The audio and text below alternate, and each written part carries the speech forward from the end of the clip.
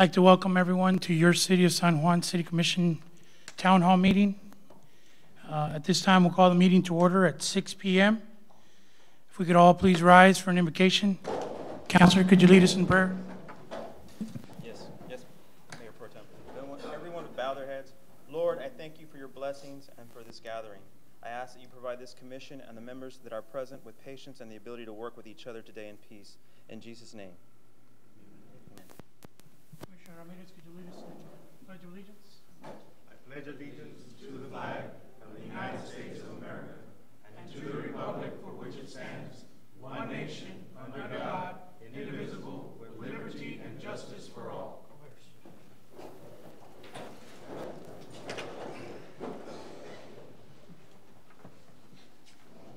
Once again, good evening, everyone.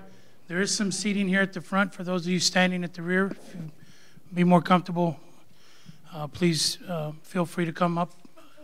We have several empty seats over here. Thank you all for being here this evening. The purpose of this town hall meeting is to discuss, make comments, and ask questions about the Parks and Recreation Department, its program, and your concerns regarding the same. This is not a meeting that was called to attack individuals or employees. It was called to discuss your valid concerns.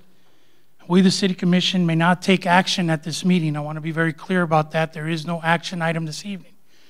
However, we will listen to your concerns, discuss them, and then have our interim city manager address them if required. If any action is required or arises from this evening's conversation, the matter may be scheduled as an agenda item at a regularly scheduled city meeting. Any citizen may participate in this town hall meeting, and there is no requirement to sign up to speak prior to the meeting. The reason why we chose the town hall format is to give everyone an opportunity to speak. I would like everyone here to refrain from making personal attacks on anyone, including other community members, city employees, and the City Commission. Further, I'd like to ask that you please refrain from using profane language or being disrespectful in any way while addressing the community that is present, as well as the City Commission. In other words, I'd like for all of us to just be respectful and have a conversation about our concerns.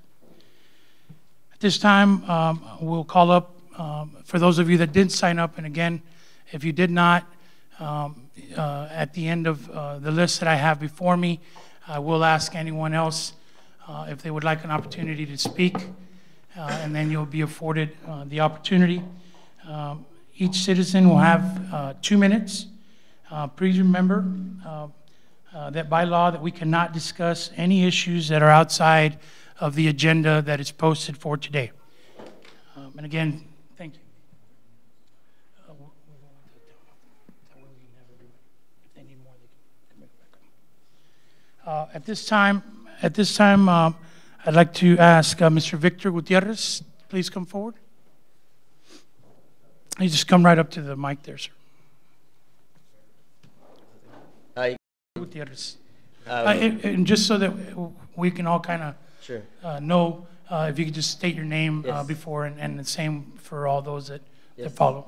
My name is Victor Gutierrez. I'm representing Soccer Shots and Golden Goal Soccer Academy. I'm not here so much for a concern, but rather just an idea. It's a soccer program for kids that are 2 to 8 and then 9 to 15 years old. And I've been fortunate enough that Mr. Ponce sat down with me and taken our idea. So we work with kids and really looking to give the kids an opportunity to grow. And working with them through the soccer program, practices and whatnot. I think an end goal is to have the kids from the city be given the opportunity to extend themselves in an educational sense, being given that opportunity at the university level. But of course, it starts when they're little. So having the program, a soccer program, and working with the Parks and Recs, I think it's really important to utilize the program and bringing funds to the city through the program. I think there's several programs around. I think it'd be a great idea to be able to establish one here. Again, it's with Soccer Shots. The kids are 2 to 8, and I have another program for the kids that are 9 to 15, a little bit older. They're in that sense with the competitive and whatnot, right? but like I said, you know, it's an idea. It's a program that I'm hoping that y'all are able to take into consideration to work with the Parks and Recs and working something out so that way we can give the kids an opportunity. With the program, you know, everybody wants their kids in a program, you know, being able to do something and being able to give back. You know, once we're able to stop doing what we do, we start giving back. And so for me, myself, it got me through school, playing soccer, so I'm hoping to give back in that sense. And being able to give the community something back. So having a program here within the city, and then working with Parks and Recs, of course, being able to give something back to the community so that way they can use it as needed, of course. But, you know, having a partnership, a relationship, working together to build another part of the community up. I guess that's about it. Thank you, Mr. Thank you. Next, we have Ms. Ceci San Roman. Salinas. I'm sorry, Salinas. Hello. Good afternoon. Good afternoon, ma'am. We just had a couple of comments here. There was an issue back here in Mayfield Park, maybe about a month ago. An individual sitting on the board approached Alex Salinas here, sitting here, about some assumptions, an email, making accusations. But he was gotten approached in a bad way. There was a video. There's a video out there. There's bad words.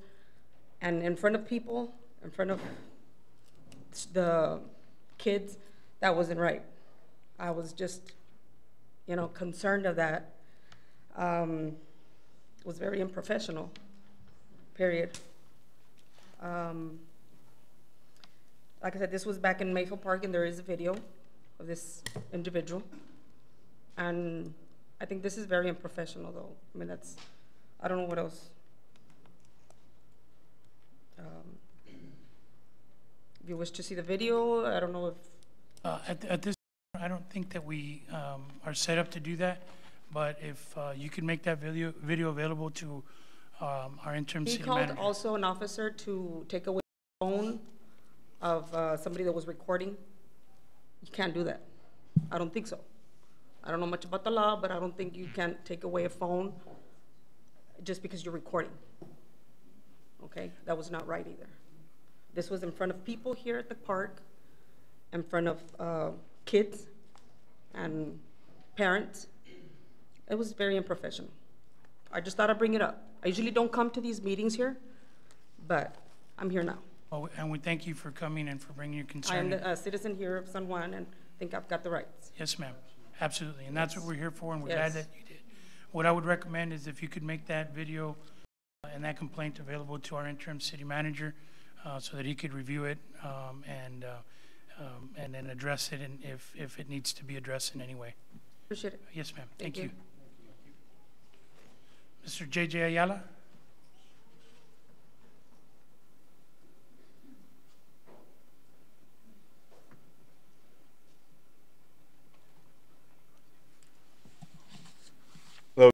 My name is JJ Ayala. I've lived in the city for almost over 7 years now.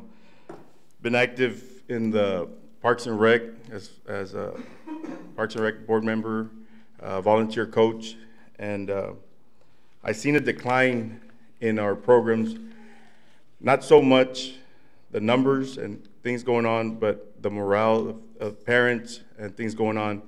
And I know Mr. Ponce has been here a short time, and you know, he's doing the very best that he can, and you know, and he's brought up some numbers as far as like the 5Ks that he's had, good numbers, good turnouts. What I'm coming here today is about baseball, you know, on you know, my family's behalf and some of the kids that, you know, we've had, you know, been, you know. We have very talented kids here, you know. We have very, very talented kids here, and to me, I feel they are being held back. And I've talked to Mr. Ponce before, and before that, before he was hired, I did talk to Mr. Jaime and Gus Elizondo, who was here before, about creating a competitive league, you know. And it was not to separate the good and the bad. It was more the ones that are a little bit more advanced, you know, to compete, because we've seen some of my coaches and I, you know, and other coaches have talked that some of our kids have not, you know, don't want to play anymore because it's not fun, or they don't hit this way. And one of my other concerns was safety. You know, I've gotten kids, you know, this year that have never touched the ball, a glove, you know, bat, and yet we have kids that have been playing since 3 years old, hitting that ball off a tee pretty hard. And, you know, it's all safety. Now, how people see it, you know, they want to say, well, your kid is a lot better, you select, and you have, it's called hard work, you know.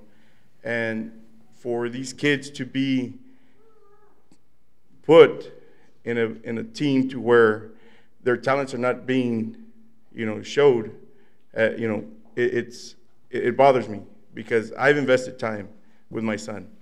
You know, I've invested money, you know, and a lot of other parents have. They want to see their sons and daughters get better, you know, and go and play in high school and collegiate ball, you know.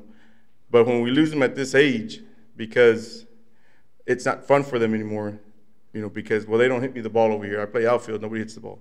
Or that little boy has to be running around touching, you know, the base and stuff like that. You know, it bothers me. And I've gotten comments, well, you know, if he doesn't belong here, go to across town. You know, and I know the city does not want that. You know, I think we can bring a lot more talent this way. I think we can compete, you know, with other cities that are playing year round, that are, you know, have their select team, and we have a lot of talent here. You know, we just have to go get it. And those were one of the concerns that I had was, are we doing enough for our kids? Are we putting it out there, get the best out of them? You know, and I don't think we are. You know, and I know Mr. Ponce, I've talked to him before about a few times already, and, you know, and it's hard. I understand it's hard. When you lose a lot of your staff members, the veteran staff members, and you have new staff members, it's hard. You know, the younger ones have to pick up where the older ones left off. You know, but, I mean, it's more of, you have to listen. And I don't think that was the case before he got there. And then, you know, and whoever was in charge before that, you know, didn't listen. And it's gotten to this point. It's gotten to the point where we have not the best quality uniforms. We don't have very good, you know, award ceremonies. Yesterday we had a great one, but that shouldn't be. Just in an effort to allow everybody to have an opportunity to speak, if you could please close your comments so we can ask the next person. Yes, sir. Thank you. Oh, close it already? Or well, real quick. You know, it shouldn't just be about baseball or softball. It should be all the sports. They should all be equally, you know, the celebration of these kids coming out, you know, the coaches being praised. You know, we can't get to all of them, and we always ask, you know, for the parents to help us out, you know, and that makes it much better. We have to plant the seed so these kids can grow, you know, and we have to, you know, and the city's the one that's going to be watering them by, you know, hey, good programs and stuff like that. And that's what we want these kids to get out of this. Thank you. Thank you, sir. JJ, real quick before you leave. You're familiar with pony baseball rules, yes, sir. Right? You know, because of the numbers, we can't really form a competitive league unless we go outside, like you said, compete in McAllen. But you are aware that they can play up. Say if they're T-ball, they can play up and play Pinto. Yes, sir. Yes, sir. Yes, they can play up. Why can't we invite others in? See, there's in Pony, you can also have that Pony, it's called Pony Elite. Right. Where as long as you have all the kids from San Juan or from your city or from, you know, a city that doesn't have Pony, and they bring them in and you form a team, you can use FAR that has a select team or elite team to come and make a league off of this, off of ours, and go from there. And you still have your recreation. And to me, recreation is building these young kids in the sport that they're in. It's a building block. Right. But the ones that have already been built, they're being held back in some sense to, okay, well, you got to make them better. I understand that. But then you lose some of those kids. Why not compete against others? That's why you have now a lot of select teams. Well, you can bring those select teams as long as they have all their kids, you know, to compete. Or even if it's not, you know, a Pony, make the San Juan team A select, to where they're going to compete. It doesn't really matter the first place, second place trophies. They are competing. We want to get the best out of them, and it doesn't have to be, well, you can go. That's the last thing. It is having these kids compete. Softball, baseball, basketball, football, every sport that we have, even other sports that we don't have that we need to bring in, because not every child has the ability to play any of those sports. Maybe they, tennis, music, something. Get them active in it. Make them compete with others that are out there that are so more advanced. Well, we have to wait till we get there. No, we are there. We just need to go out there and help them out. So I think just in an effort to, again, to give everyone else an opportunity, I think that's a specific issue that maybe requires some additional conversation. And again, if we can all maybe address that with Chief Gonzalez and have that as an item for a future City Commission meeting. Thank you, Mr. Ayala.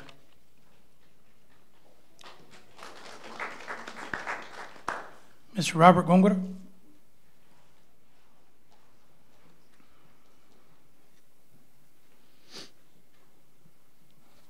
Good afternoon. My name is Robert Gongora.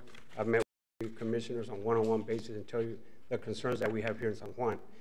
My main concern is how come we can't have baseball, basketball, like Coach Ayala was saying, in the summer. I've talked to some of the Parks and Recreation, the first thing they come out with, we don't have money, We can start a select team, a regular pony. You know what? The kids from San Juan can compete against select teams because I've seen it, okay?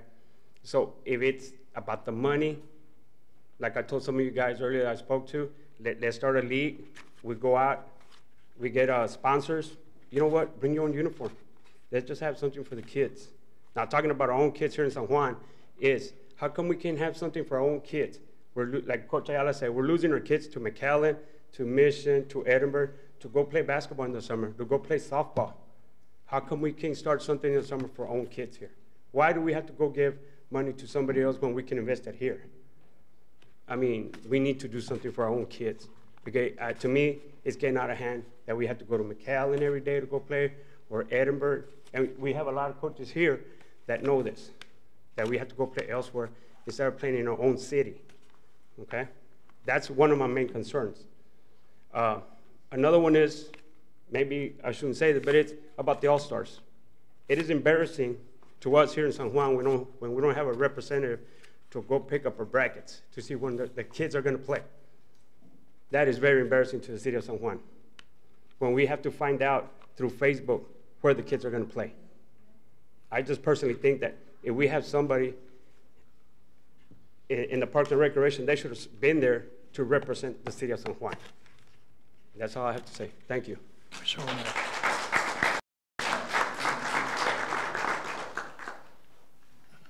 Adriana Guzman.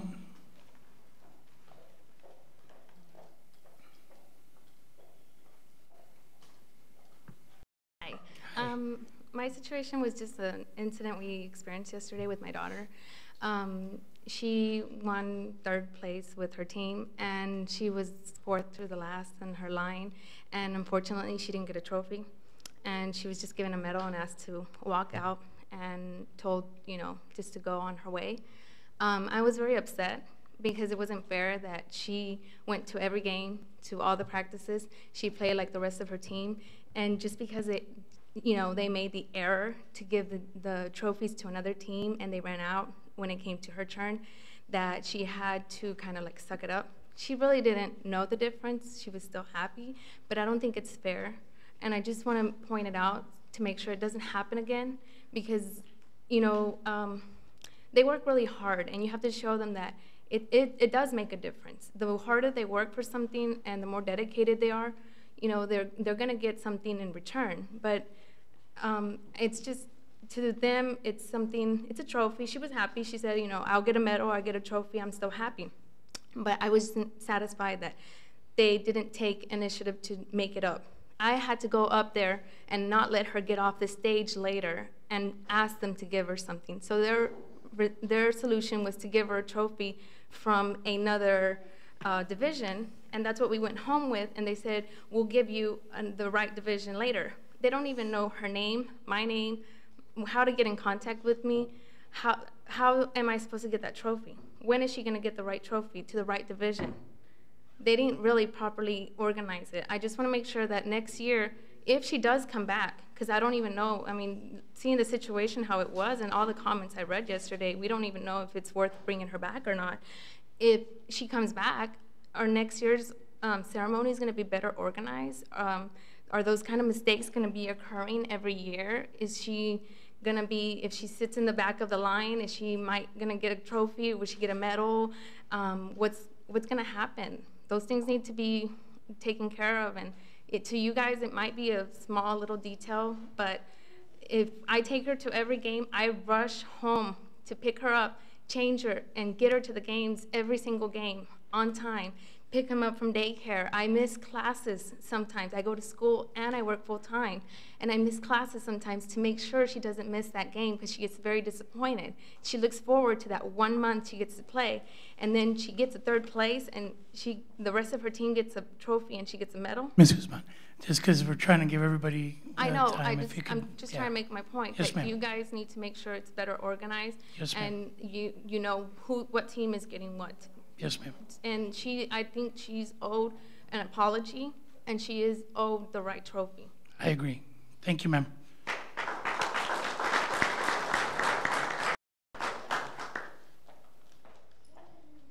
Roman Flores.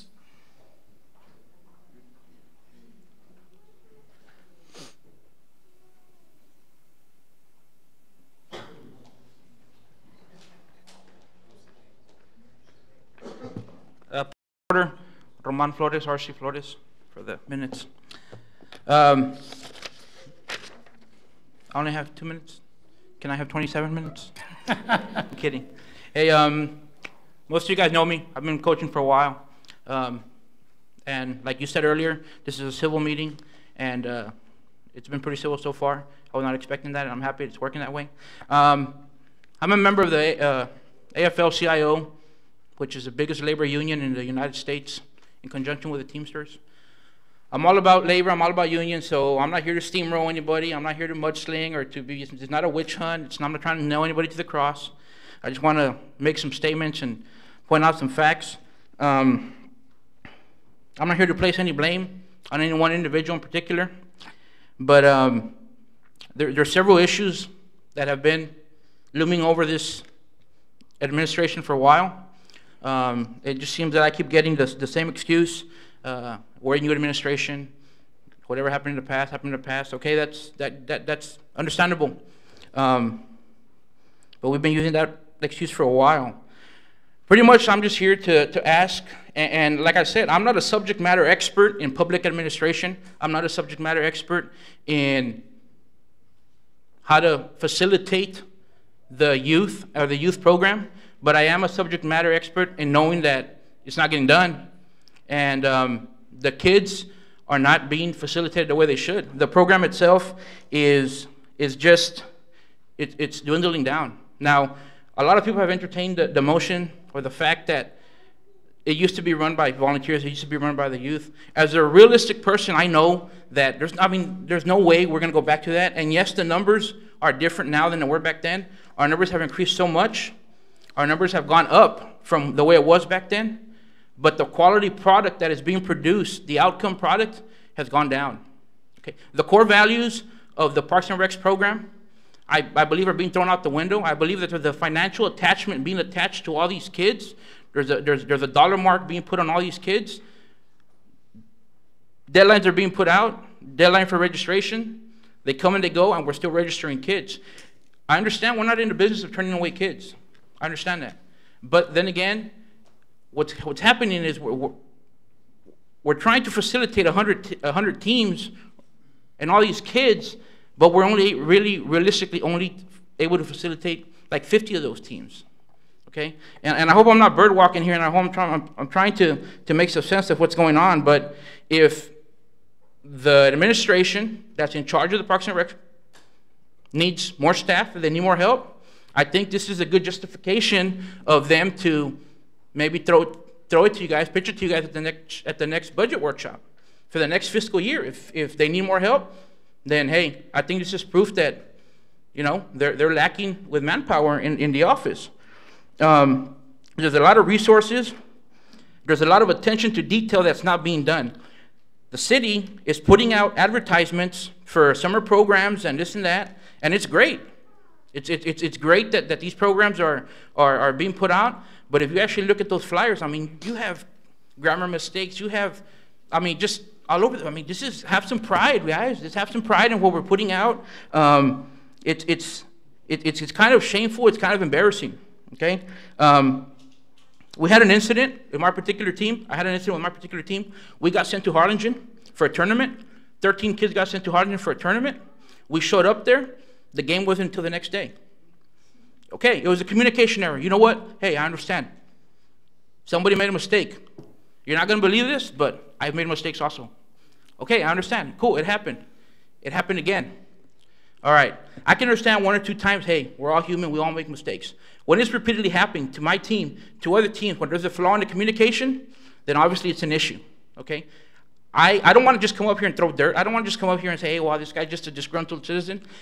I want to volunteer my time, volunteer my services. If you all need any help in this, let me know. I'm more than willing to help. One more thing, and this has nothing, what JJ talked about, I think that's a great idea, and I'm totally for that. One thing that I've noticed with the kids, or one thing I've noticed about the baseball program is there's no curriculum or objectives being put out for these kids. And the reason that I say that, the reason that I'm bringing this up is because I went up to some first place teams this year, purposely, and I asked the kids, hey, what's a forced out? Bush, I don't know, coach. Okay, what's an infield fly rule? I don't know. And the reason that I bring this up is because the kids are not being taught how to play baseball. The kids are not being educated. They're not being learned on the game of baseball. What they're being taught is they're being taught scenarios. You got to run on first. I'm going to hit you the ball. We're going to do that over and over again. You're going to do 21. Awesome. Hey, what's 21? I don't know. I just go over here and I throw it over there. I recommend that the city puts out some sort of curriculum of some sort of objectives for these coaches, because a lot of these coaches are parents for lack of participation, parents off the team that are being asked, hey, can you coach? And some of these parents have no idea on what they're coaching, okay? Bless their hearts, they're volunteering their time, but we got to provide them with the tools that they need to get the job done. Bottom line, we are failing to facilitate the needs of the youth of San Juan. If I am of any help to anybody, by all means, track me down, call me, whistle at me, kick me, I'll come and I'll help. Thank you, board. Appreciate it. Thank you, sir.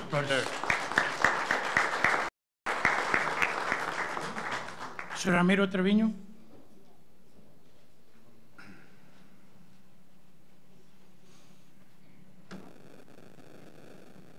Good evening, Mayor Pro, Commissioner, ladies and gentlemen.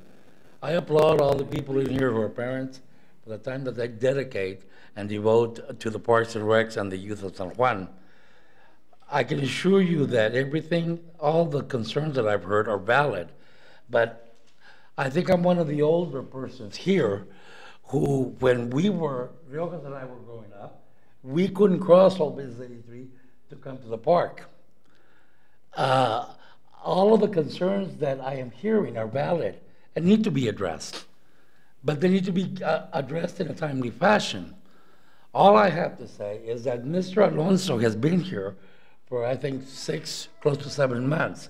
He got given a problematic Parks and Recs department that if we had the time, we could go from 1 to 10 as to all the problems that were here before. Let's all sit down and work with Mr. Alonso and give him the time to produce.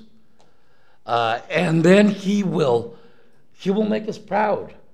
And all you parents, I'm sorry, I mean Mr. Ponce, and I apologize. And then you will understand as to why all these things come to play the way they have. But all of you need to be applauded for your dedication to the Parks and Recs and to the youth and to your children. Thank you. Mr. Jimmy Saldana? Okay. And I know Mr. Israel Garza also had signed up, but you're going to forego. At this time, we'd be happy to give some time to anyone else if you didn't have an opportunity to sign up. If you just say your name for the record, sir. Hello, my name is the only reason I'm coming up here is because Armando gave me that evil eye. I happen to know him, so if he's the mayor pro tem and gives the evil eye, it means I got to come up here and say some things. Thank you for being here, Mike. Appreciate it. Thank you, sir. It's good to see you. I'll just highlight a couple of things, and then I'll get into the main points I want to make. When we talk about kids, so there's some good points that were made by JJ and the guy in the blue. I don't know him. But the word failing, when we talk about kids, we ought not to use those words. Kids don't fail. We struggle. You know, it's a little more subtle word. We can't even associate failure with kids. We're setting the wrong tone. Two, JJ, great points on baseball. I know a little bit something about baseball. Here in the Valley, I think we really got to understand Parks and Recs is not the place we're going to develop great high school ball players, college ball players, and major league ball players. If we're using Parks and Recs for that venue, we're way off track. Parks and Recs is a place where we have volunteer coaches that, one, the first thing they are is a role model. They're a person that influences and might have impact to that young kid, boy or girl, comes from a rough family, hard day at school, and the only thing he sees, first thing he sees is a coach. He's my role model, he inspires me, he might be able to help me. Number 4 or 5 down the list is probably he's my coach. I think Lou Holt said that best. Before I'm a coach, you know, there's 5 things that happen before I coach. You know, it's taking care of kids.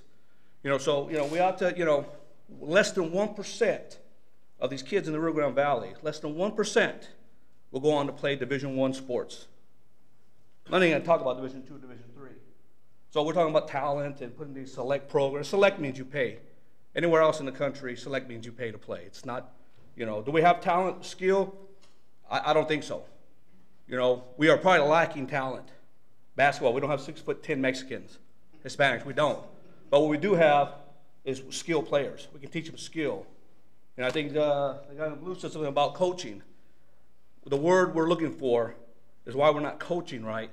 And I'm getting buzzed now because I'm late. I got to be on the field coaching. I got kids waiting for me. And my wife, you know, she's way bad now, so there's no dinner tonight. But the word we're looking for right here is a certified. They're certified football coaches. In most states, before you coach, you have to be certified. That means you know a curriculum. That means you have to know the ABCs. So one, you can be safe to protect our kids. And as a parent, you know when I drop him off, he's going to be taught correctly. He's going to have a foundation. We're talking about foundation now, building blocks. We can't use Parks and Recs as a place that I just dump a kid off. You know, as a parent, I dump them and there's going to be discipline. And you know, no, that's not it.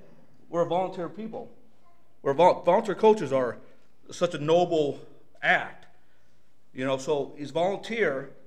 You know, we got to understand what that means. And there's things that we can do. You give them all, this group right here, I think you're bound by duty. This panel right here, you're bound by duty, by oath, to support the Parks and Recs director. So be careful what you wish for, people of Alamos, San Juan. Be careful. It's our community. It's our Parks and Recs. You better embrace it.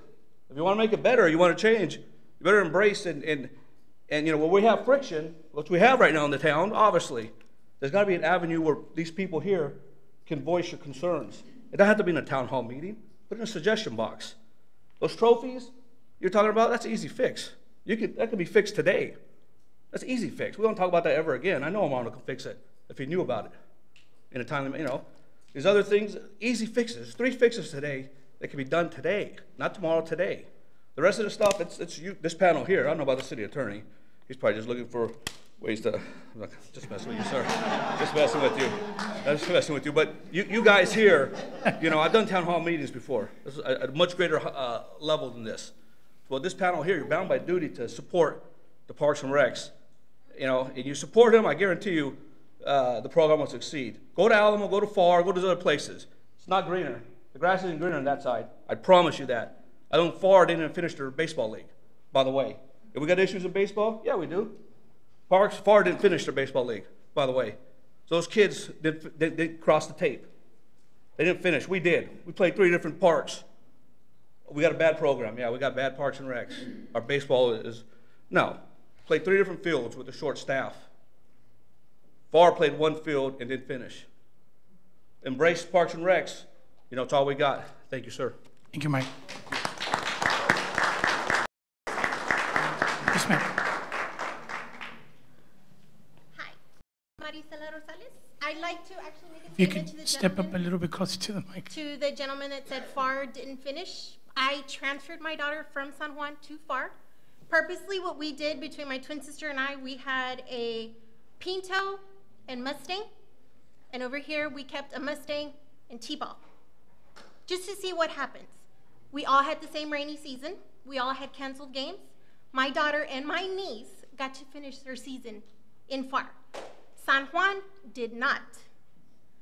It is not fair, like I stated in December when we met with Mr. Ponce, and Mr. Ramirez was in that meeting as well. You increase the price on the parents. You are servicing a low-income capita family in this town. You keep increasing the price. The product that the parents and the children get is the same. We stated a fact what happened last spring during softball with the girls not getting an opening ceremonies. This year, great, our girls were included. They didn't get to finish their season, so this year they didn't even get a win either way, because just like last year they didn't participate in the beginning, they didn't get to finish in the end. Not fair. We had an issue during basketball. My twin sister volunteers with the kids. 8 months pregnant, was still running around during volleyball and basketball season, and she still did it. Shay's daughter was on the team with my sister. They held a tournament this year for basketball, invited the top seeded teams to play. We had a confusion in the middle school level. They gave the coach the wrong time. The coach and the boys showed up the time that they were given. The game was previously held. Forfeited the team, didn't give them the option to make up the game. Wasn't fair to the kids. Like I always said, you're robbing an experience from our children. We paid for it, let them have it. Wasn't their fault they missed their game. They just followed the schedule that was given to them. They forfeited the game. I don't remember what place they ended up finishing. You had a #1 team that didn't lose any games during basketball, had an off day that Saturday during the tournament, placed 4th. Instead of giving them a 1st place trophy for the season and a 4th place finish during the tournament, you placed them 4th overall. That wasn't right in my eyes either. And I don't think a lot of parents that did it, and the kids didn't like it either. It was hard being in a Longhorn and aggressive softball game for the girls, watching the city, whomever you send to scorekeep, and their children, because they are younger than me and I'm 30 years old, mixed up the numbers and the names to 2 little girls that had shown up late. Wrote the names right, the numbers wrong. I know it's a strategic move, let the child bat, and then say, you know what, they weren't up next. They're an automatic out. Their run doesn't count. The other coach from a different city, they were playing Donna in this game, comes, lets them know. I had been sitting there the whole time. I heard the mix-up. One coach gives one, the city wrote an opposite order, gives it to the other team.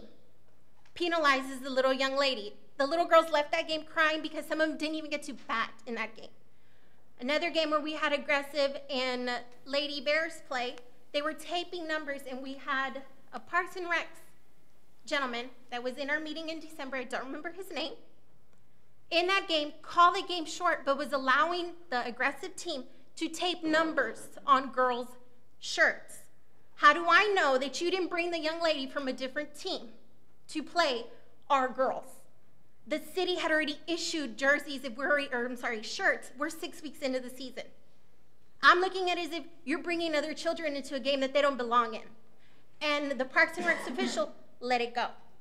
They're letting coaches cross the white, they're letting coaches cross the white onto a playing field and not saying anything.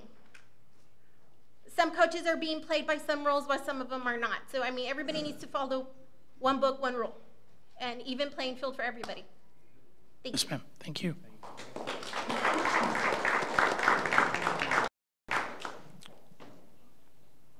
Anyone else?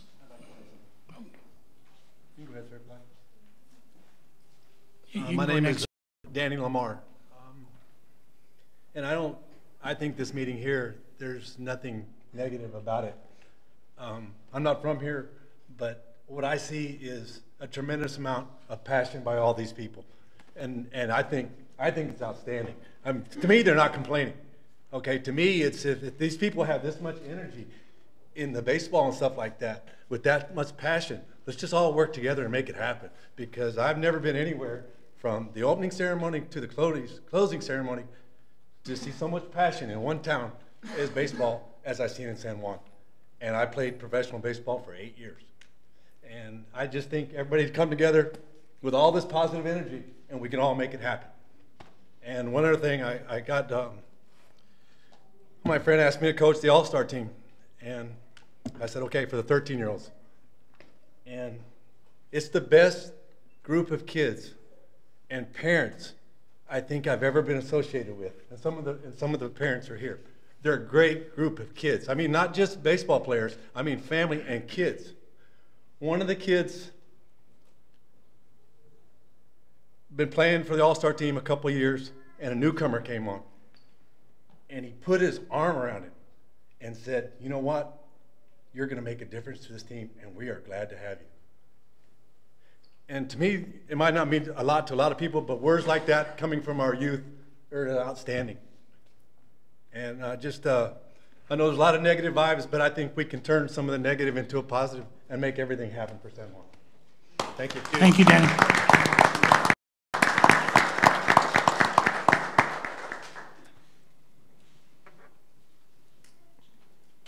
Hello, my name is Alex Salinas. I'm not much of a speaker. I'm just going to talk about two things. Like, one of the things is that I mentioned earlier about having select teams play in the recreational ball, and also was mentioned by the same person about safety. That is an issue. You cannot combine a select team that's been playing since they're 3 years old, 4 years old, bring them up and play with a regular team that's been handed to them by the city. It's a safety issue. Ruben, you know, I mean, it's happened before with the Bambinos when they were in there, and I had a t-ball team in there. One of my kids got hit real hard in the chest because it's a select team. They've been playing forever together. You can't compare that with a team that has been playing for, you know, a week or two. You can't. There's no practice for that. You know, you cannot combine a select team into the city recreational program. And if you are, you have to separate them, make them equal. Another thing, I mean, I have nothing against the Parks and Recs department, Ponce. You know, I was there the other day picking up All-Star,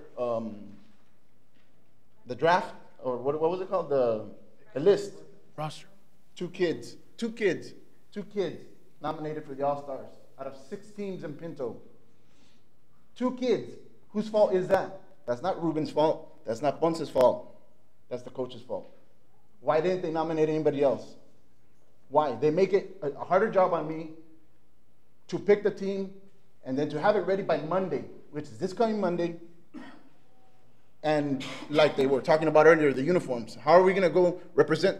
I'm all about representing San Juan. I've been here for a long time, Jesse. And it's gone out of hand. I mean, that's it. You know, I don't have anything else to say, you know. And I have nothing against the Parks and Recs. But they need to change, I mean, for the better. Thank you, sir.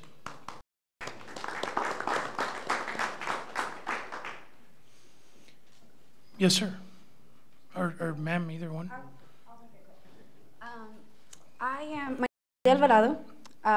This is actually my first official T-ball year. My son's 4 years old, 5, just turned 5. I really don't have anything, like he just said, nothing personal, but I can tell you that my son has a lot of passion for sports. Doesn't matter what it is. I mean, he participated since he could at 3 with your Summer Recs program. He's the type of child, what's next, Mom? I just finished baseball. What sport comes next? Am I going to do soccer? Because he did soccer, so he's really excited. My experience this year, to me, seemed more like a communication issue. Things were scheduling late games, 9 o'clock, a game at 9 o'clock for a child of 4 years old who has school the next day. That doesn't make sense to me. I am passionate by children. I love children. I teach. I work with them. I know by 3 o'clock, our kids are tired. They're drained. So then you have a 9 o'clock game for our T-ball players, because I understand we have weather issues and things of that nature, but there was such a sense of urgency just to get it out of the way. So my child, I'm going to speak for my child, was tired. Now, he did play his heart out. They did good in that game, but I know he didn't put his full effort because at the end of the day, he was exhausted. And that's just one particular issue. I'm not going to bring up a bunch. I just want to make it clear, and I think everybody here is making it clear, that there is a sense of urgency to make a difference. Now, I as well, in any way that I can, I am not athletic whatsoever. I refuse to be outside. But I do have experience in organizational skills. I am working on my doctorates towards administration. If there's any way I can help, even if it's just to type out memos, I'm willing to volunteer my time to make sure that this works for our children. Because at the end of the day, those kids, those 4, 5, 6, even those 15-year-olds still look forward to those baseball games, those soccer games, whatever games that they are. And if we're not here for those kids, then what are we here for? Because those kids, all our kids, are our future. They're the ones that are going to take care of us, who are going to look up to us, or who are going to take care of us. And if we don't give them that, we are failing. They're not failing. We are. So I'm here to help. I was a very frustrated parent. It could have been because it was my first year. I didn't know what was going on, and I just wanted it to work. And to me, it seemed like it didn't work this year. And unfortunately, I too was one of those parents who thought, well, maybe I should move him to FAR, or maybe I should move him to this school, or maybe I should just look for a select team, or whatever it is that I need to do. But the point is, my son likes to play. And I'm going to do what I need to do to make him play, because that's what makes him happy. And that's all I have to share. Thank you. Thank you.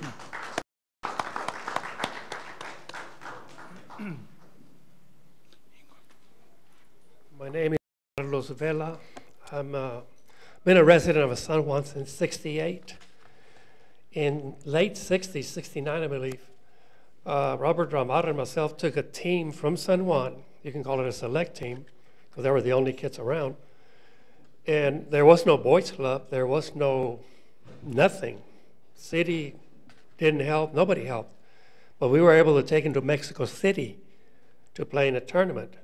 All we needed to do was get him there. We arranged for people over there. They paid everything else. Now, if that can be done without a Parks and Rec, without you people backing it up, can you imagine what you can do if you really back these people, the Parks and Recreation, to the fullest?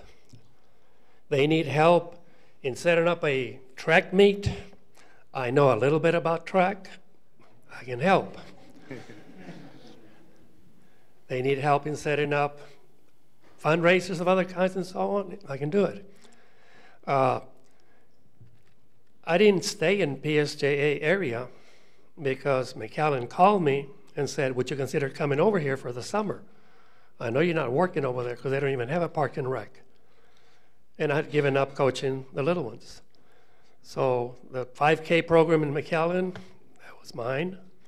The track program in McAllen 19 years ago, we got it going. But I've always looked at FAR and now San Juan, because I'm a citizen of San Juan, what's going on? You need to do something. These people behind me that have children, they're going to be on you if you don't. And help the Park and Recreation Director. And I'll be seeing him possibly as early as tomorrow to see what I can give him. For example, for the Parks and Recs in McAllen, I collected 10,000 sports cards from 3 different businesses. They couldn't say no to me. And those were given out as incentives for the kids. Had a great day today, Shay, here's 5 cards. No Michael Jordans, obviously, but here's 5 cards. But those are great incentives. I'm retired. My wife says I'm retired and retarded, but I'm retired for being here because she says, you're 70, you have no business helping anymore. I'm from San Juan. So we'll see you gentlemen mañana, possibly. And you gentlemen, back him up. Thank you. Thank you, Mr. Vela.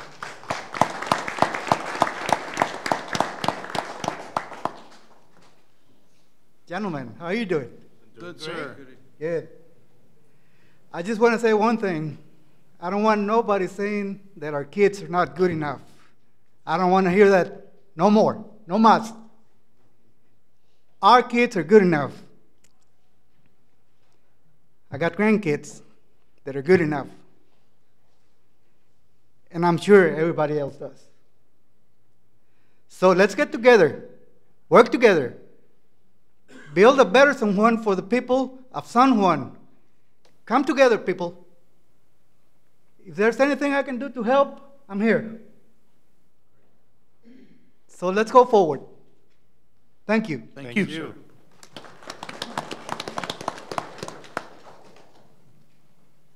Evening, fellas. Hi, my name is Anthony Hernandez. I am not a local, I'm not a resident or born and raised South Texas here Valley resident. I'm actually from the city of San Antonio, so I've born and been raised there. I've actually had the privilege of moving down here in 2011. Since then, I've been involved in youth organizations with my son. Coming from up from a big city, big program, stuff like that, it's a lot different from up there here. One thing I did do, and I can tell you, is I fell in love with City of San Juan. A lot of residents here that we see every day from the streets here and on. They're from San Juan to McAllen to FAR to Mission. You still run into everybody you know here. As the kids, there's kids that I've coached and seen that since when we first started. Now, speaking of that, as we know, we lose a lot of teams to select teams. We lose a lot of kids to go and play select ball or select, I don't know, organizations.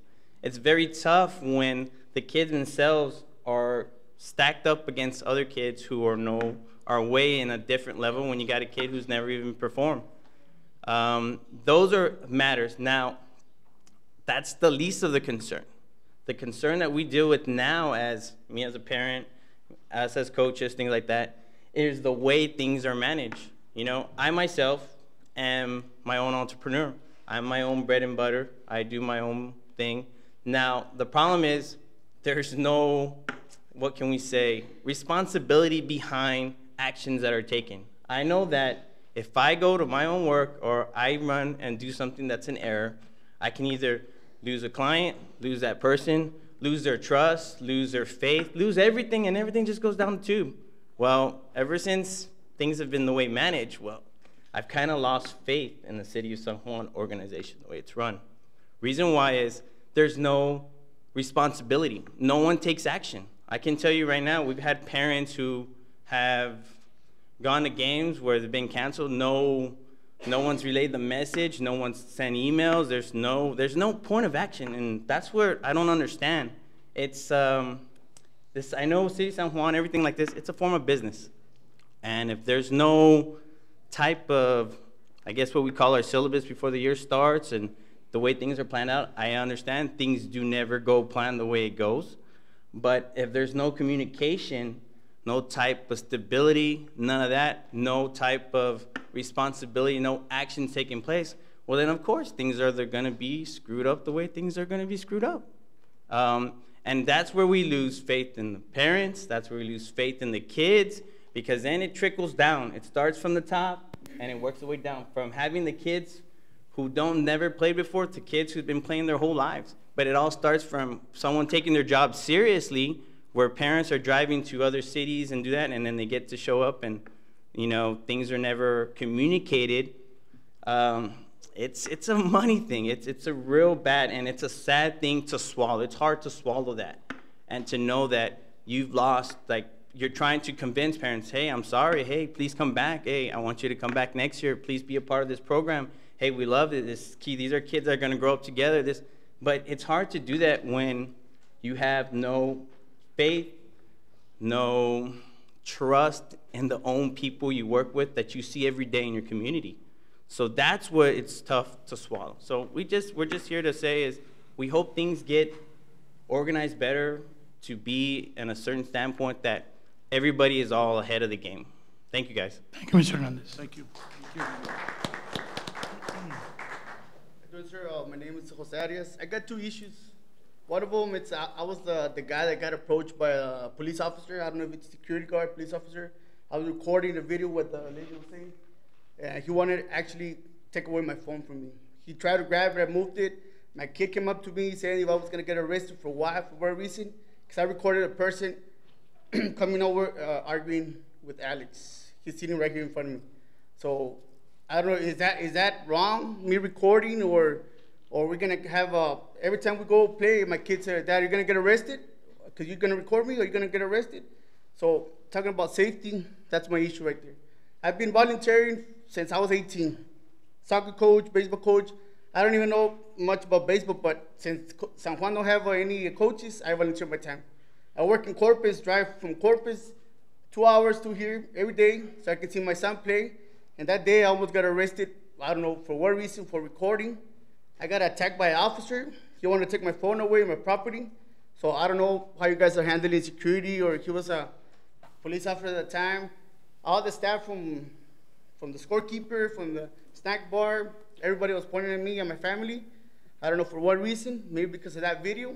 I got that video, whoever wants to see it, it's available. Give me my number. But for me, that's not being a professional. If you guys gonna be involved in a baseball team, leave it as a parent. Don't come in over here and bring your professionalism to the field. Go to the games as a parent. As a parent. Not as a commissioner, as a lawyer, as a whatever. Just come in as a parent and enjoy the game like the rest of we do. Don't make your presence as an advantage to others. Another thing I have, going back to baseball, my sons and a couple of my guys that I know, they don't want to come back and play baseball. The reason why, because they already have the team. The season's not started yet, but all the returners, they give it to one coach. And that coach, he's moving up, T-ball, pony, pinto, whatever, he gets all the returns. If you go back, you got the same coach winning first place all the time. Why? Because they give him all the returners. And I know for a fact, because they've been giving, when I got 3 teams, they gave me all the first time playing baseball. And you see that same coach, the returners. So I don't know who takes in charge of that, or how we're doing it, that they give this guy a special, I don't know, a special team or whatever it is, that you can't compete. My team couldn't compete with that team because that team is playing for a while, and they give it back to the same guy, and they give the rest of the team the beginners. So for my concern is mix up the team. Let the team be competitive. Have some returners and have some newbies teach the new ones. Why have all the returners in one team and go play and get beat by 13-0, 15-0? The next time in the ceremony, I don't know if you guys were there, how many teams went there and only one kid showed up to pick up the trophy? Because they don't look forward for it. They're like, why? We're going to lose? Why we go to the game? That's my concern too. So that's all I have. Thank you, Mr. Arias. Thank you, Mr. Arias. Hello, guys. My name is Jose Hasso. I'm a coach. I've been coaching for a while now. I know some of you guys. I know Mr. Ponce. I've talked to Mr. Ponce. A couple concerns I had were with the baseball. I mean, when Mr. Ponce took over in the football season, it was a great season. We had a great season. Basketball was, okay, except to the finals, like the other lady mentioned. But the baseball, I knew right off the bat when the decision was made to make the draft in-house that it was going to be total chaos. And that's what ended up happening. So that's why the last couple of years we have had the draft out there in the field, and every coach goes out there and selects their own kids. So that way, none of the kids end up with 10 returners in one team. Me myself, I only had 2, like everybody else. But I mean, we still have to coach the kids to try to improve them and not lose that mentality that they want to play baseball, because that's what we're there for. So I mean, I coached the kids to make sure that we did our best, even with the minimal games that we had. I mean, we're supposed to play around 10 games. I think we only played like 5. I don't know about the other teams, but we played about 5 only. And I think we shorted the kids at that because we didn't give them the experience correctly. So my thing is just do the draft outside of the in-house situation, and I think it'll be a lot better next year. Thank you. Mr. Hassel, what division did you coach? I coached the 9U and 10U. Mustang? Yes. Thank you. Ms. Soldani? Hello, I'm Jimmy Saldana. I've been helping coach a couple of years here already. What they were saying about select kids, that it's not fair for select kids to come into the city. The select kids they're here in the city. We go play select. I go play select. I take my kids. I spend time, weekends, nights, preparing my kids, buying the best thing there is out there to get them better to come play for San Juan. We play select, but we play city. For the reason we play city is so the people out there and other towns see, wow, look, San Juan has good kids. San Juan has good kids. That's why one of my concerns of what happened right now. The other one was about the tryouts for All-Stars. We were called to try out All-Stars. Every year we used to do a tryout for All-Stars. Nobody tried out, I think. But we used to you call us in when the season was over. We'll go over the list as every coach, and we'll discuss what kids are available, what kids are good, what kids are. Well, you don't take the best of the best. Now to go try out at a different town and represent City San Juan as San Juan All-Stars in the tournament and lose both games and to try out 15, 20 kids, that for me is embarrassing. That's embarrassing for the town. Going out there, you gotta pay your entrance, pay the entrance fee, travel far, and I had one of my sons go try out for All-Stars. He made it, fine, he not, it's okay. But my one concern is, why try out kids you're complaining about select teams coming to a town. Why go play against select? You want to compete against your recreational. Now you go all the way to Mission and play good teams and lose, having 15, 20 kids and lose and try out. Those were tryouts. How can you try out for a tryout like that, playing against select kids? You can't. You will not find your kid there. You will not find. My point is that you're going to try out. Something's not going. You're not going to prove nothing. It's not going to prove nothing. To begin with, you haven't practiced as an all-star team. That's one. Second, you have your own equipment. You spend money and time in your son's bats or whatever, and then they tell your son not to use that bat. How do you want him to prove to you, to any coach, how to hit the ball and not hit the ball? Bats do make difference on kids.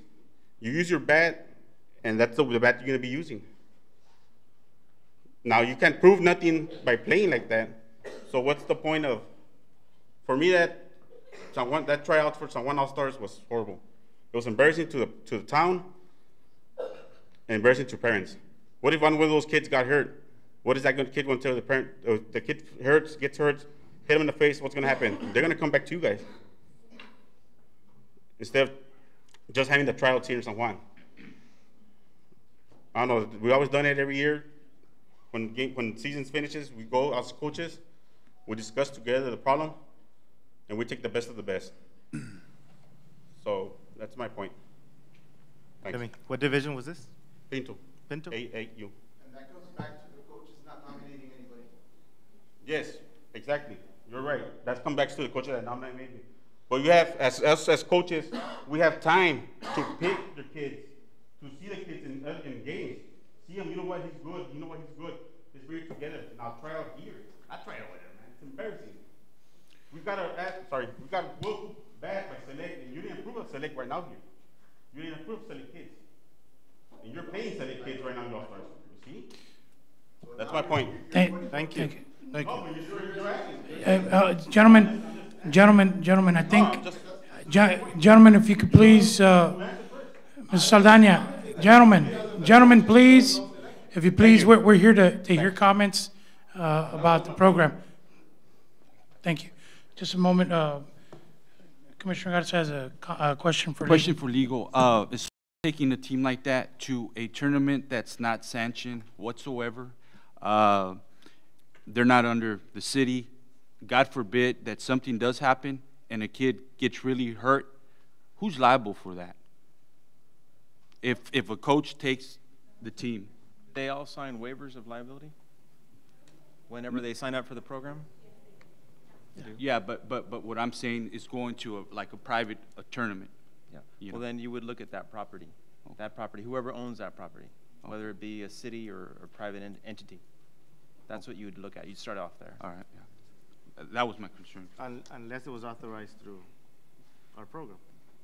Well, I mean, what happens is the lawyers will look at, we will look at all the individuals that could possibly be liable. So you would look at whoever sends you out, you'd look at that property, but you'd try to see who's, I mean, yeah, that's what we would do as attorneys, yes. Thank you.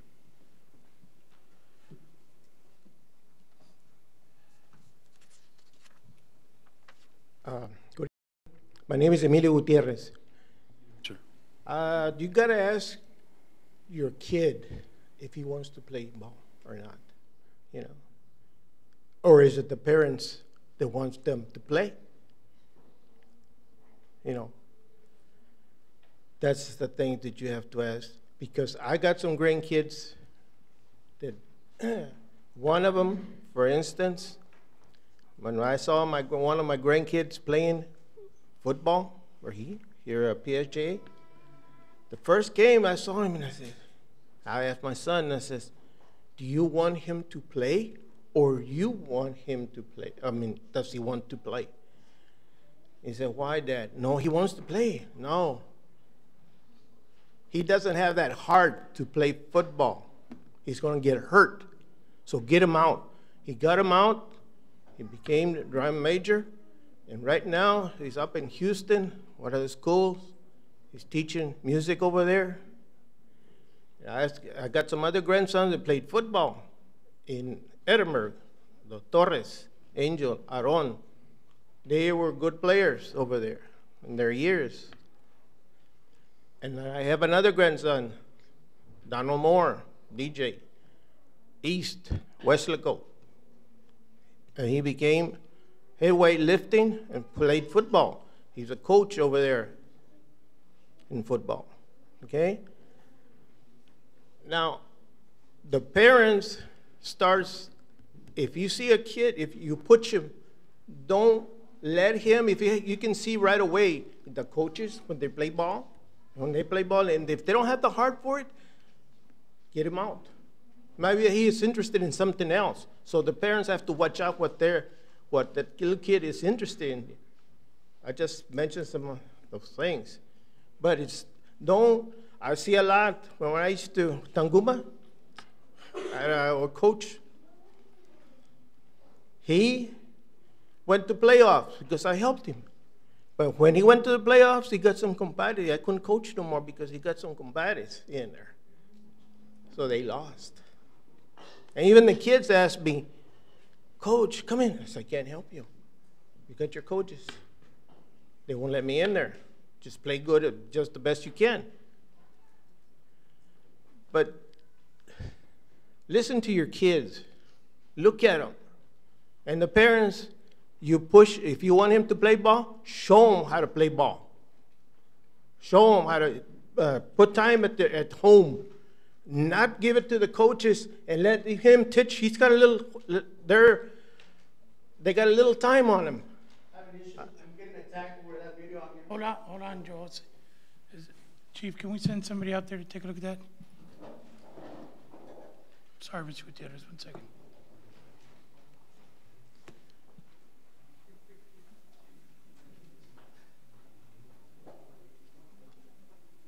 Sorry, Mr. Gutierrez. So I don't have very much time. I got another meeting to go in McAllen. So, but just pay attention. Your parents, don't just throw them to the coaches and leave them there and you take off. You be there and help them. If you're going to have a team here, the parents should be 100% behind their kids and the coaches.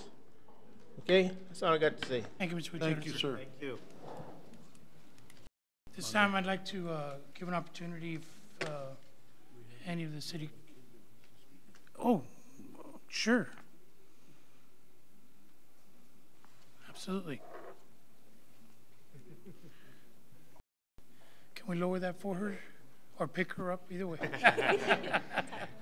Hi, my name's Caitlin. Hi, Caitlin. And I played with San Juan before. I played with volleyball this year.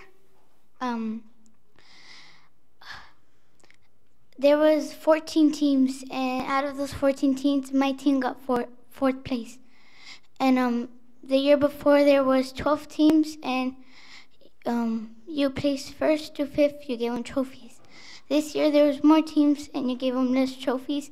And me and my friends... I can better talk for her. Okay. Last year, she wants to brush up. When she was at third grade, her school was a majority third grade, but 2 fourth graders, since it's third and fourth, play together. She was bigger than the 2 fourth graders combined in her team. My motivation for them, and even Shay's daughter was a first year this year, is I don't care they win or they lose. She has Coach Hassel's work ethic because he coached her co-ed basketball. You know what I mean? So she loses, but she loses gracefully if it's fair. If she sees it not fair, it's a real hard pill for her to swallow. So last year when she was a third grader, I just told them, regardless if you win or lose, my goal is for your last game, get a ball over. That's all I want. It's just for them to be happy, and Shay can attest to that. Chanel loved it once her first ball went over. So that was their motivation. They got maybe third to last, but hey, it was okay. She was okay with her medal. This year, they doubled in size. This is where I hate it. They outnumber boys football, let's say in the 6th grade level, 3-1. That's 15 teams to 5 teams of boys. But since the city or Parks and Recs decides we're only gonna medal for 5 teams, 1, 2, and 3, or trophy per se, and only medal 4th and 5th. But that's a disservice to the girls because there's 15 teams represented in how many elementaries does someone have? About 8? Some schools have 2 teams because there's that much. Clover is one of them. There was 25 for basketball or volleyball and about 13 for basketball. The thing is, for those things that they can outnumber boys, they're not, the accolade is not there for them. 15 teams and you only medal for top 3. So 4 all the way down gets a medal. That's where I don't like. She's learned a real good work ethic from him, but she's also had Armando's assistant coach for Coach Pitch when she was with the city, because I moved her Mustang out to FAR. I'm one of those parents. Because last year, 10U was advertised through the city as pony, but they were not pony sanctioned. You merged 10 and 12U, so 11 ineligible for pony tournaments. I hated it, because that's what she looked forward to since Coach Pitch. So she couldn't do it, and this year she did. She got to do it over there. I love the fact that you finally included your 10U girls and your 12U into your opening ceremonies this year, because you didn't last year. They didn't get an opening ceremonies. They didn't get award assembly. It was Arturo Guajardo basketball court, 1st, 2nd, 3rd, 4th, soccer the same time, and go on your merry way. Like, we paid the same amount as the boys or Coach Pitch T-ball girls, because I have a T-baller boy, a Coach Pitch daughter, and she was a Mustang last year and this year. I paid the same amount. That's almost $100 to the city, but my oldest daughter didn't get recognition as my other 2. You know what I mean? It's just that, like, let it be a little bit more evil, because I hear everybody's about boy, select. My other ones are not that good. I could care less about select team. It's just, let it be fair. Let it be at an evil level playing field. A lot of girls or boys don't return to the roster they left, which they should. If I was a team that had 5 returners come back because I lost 5 that bumped up, I look forward to those 5 to help build 5 new girls or boys. There's no sense in letting them go to an established roster because you were doing it 4 years ago. Like Brandy, you lost her after basketball. She had sweet heat. Every single year, she developed players. The following year, either they went to Longhorns or Devils. Every single year. You know what I mean? Till she bumped up to Mustang, and she got them last year. And then she didn't do it this year because of issues within the basketball season. You know what I mean? So I just want to say, like, if you're going to do it, just level it, boys, girls, equal, all around. Great. Thank you. Thank you. Good job, Caitlin. Thank you. At this time, I would just like to give an opportunity to the City Commission, any of the members that would like to make a comment. Oh, one more comment. Yes, absolutely. Good afternoon or good evening, everyone. My name is Lidia Trevino, and I just have a couple of concerns. I've been with the program. I volunteered when my boys were young, and as a volunteer, I was on the board for 3 to 4 years. My very first year, I said, give me T-ball. I want T-ball, and I took it. I was a one-man crew, scheduling, contacting, doing everything, and it was done after hours because we were volunteers. I know that we invested a lot of time in our program. And it's really disheartening when everything that's going on. Right now, our pony program has 5 pony teams. Never in history have we had that many. And then when I approach people from the city and express my concerns, and I said, you know what, we've got to do something now. We're going to lose these people. And the comment is that it's okay for them to go too far? I said, no, it's not. This is my city. We've developed it. We have wonderful children here. And that is our future. We need to build our programs. It's organization, communication. It's a job. If I go into a job and I don't have that experience, what's going to happen to me? Is that my fault? Yes, it is. That's my job. I've got to have a passion for it. Parks and Rec, you have to have a passion. If you don't have that passion, you don't belong in there. It's after hours. You've got to be visible. You've got to communicate. You have to be welcome and open, because if not, we are going to lose our youth. And that is what's going into our high schools. That's our future, and I don't want that to happen. And if that happens now with our 4-year-olds, and they go somewhere else, we're losing our program completely. And we work too hard to build it up. So those are just a couple concerns that I wanted to share. Thank you, Mr. Trevino. Thank you. Anyone else? Yes. Absolutely. Come on up, Arce.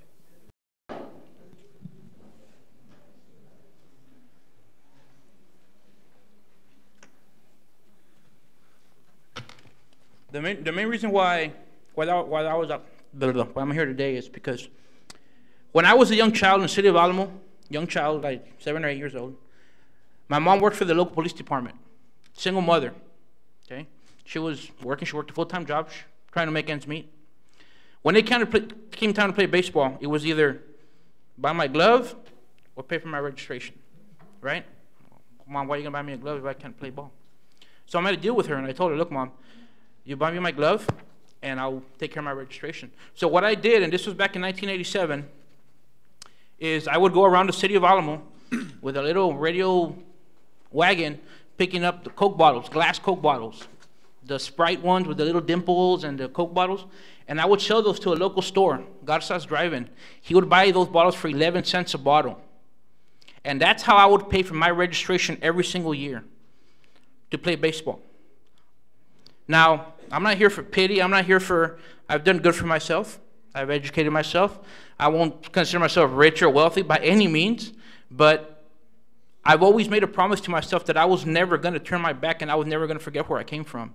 So my closing statement today, after all this and awesome comments, nobody's wrong because these are all opinions, is that at the end of the day, whatever decision is made, or and I believe it's going to be a positive outcome in all this, and I think Mr. Ponce is going to do good. I think he should be allowed the opportunity for any negative comments or any mistakes that have been done, is to take that one child that I used to be when I was back in 1987, take that child into consideration whenever you make your decisions on the outcome of the program or the different decisions, powers that it may be, on the different outcomes that we're going to be doing with this program. I just wanted to get that off my chest, and the reason for that is because, like I said, I made a promise to myself, and I want to be able to sleep tonight knowing that I came up and I spoke for that less fortunate child. I want to be able to sleep tonight, and I know that you guys want to be able to sleep tonight also, knowing you make the right decision for that child. That's it. Thank you, sir. Thank you, Mr. Flores.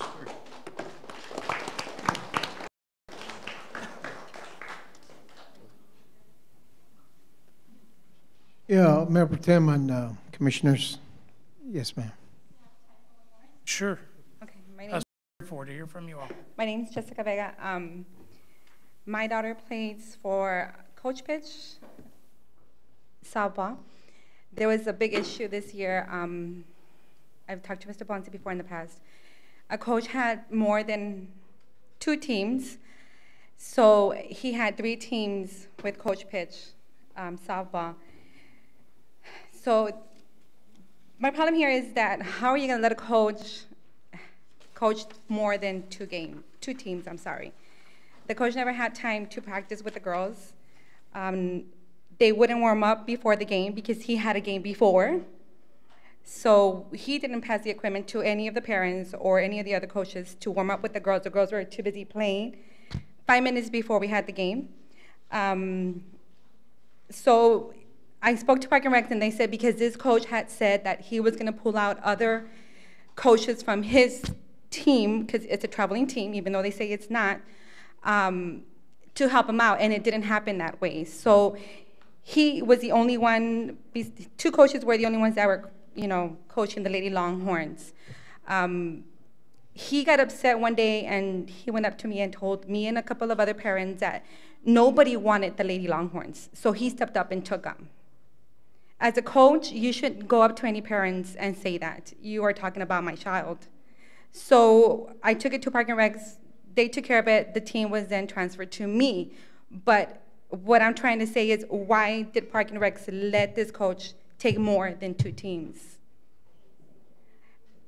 Also, it's not, if the coach wants to go to Park and Recs and try to sweet talk them or whatever, I mean, coaches need to understand that it's not only about the All-Stars, because I know that's where this team was trying to go to, is the All-Stars. That's why he got so many teams, okay? So it's not just about the All-Stars here. It's about teaching the kids. Lady Longhorns missed a whole season of learning anything because they only had 5 practices, and they probably warmed up 3 times when they had these games. So it's not just about the All-Stars. Coaches need to understand that you need to teach the kids, let them have fun. They're young.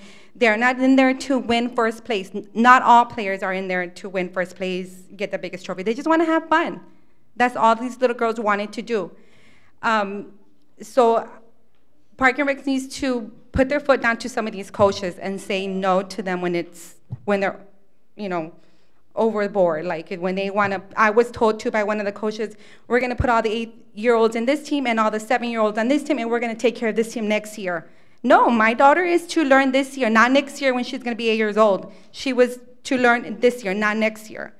So it's wrong. I think that if you're going to volunteer to do it for the kids, not for you to win All-Stars. Okay, because I even spoke to Mr. Ponce, and he even said, before this season even started, he had coaches going up to him telling him, what about All-Stars? He goes, I couldn't even start the season, Ms. Vega, because I already had coaches talking to me about All-Stars. I just want the kids to play ball, and then we'll worry about the All-Stars. And I think that's why all these issues come up, because coaches want to go and convince Park and Recs to do this and do that, and they fall for it because they feel that they're not going to have enough volunteers. So they go and they're like, okay, I'll give you this, okay, do this, okay, do that, and it's not right. It's not right for the girls or for the kids, all kids. But I'm just very disappointed with how everything went down on this year for the Lady Longhorns. I know it's already too late, there's nothing you all can do about it, but I just, coaches in here, but I know if he was here, he would probably speak up. That's all I have to say. I mean, there's other issues that happen, but, they don't need to be said here. And, but there was more than just one. Okay. Thank you so much. Thank you, Ms. Vega.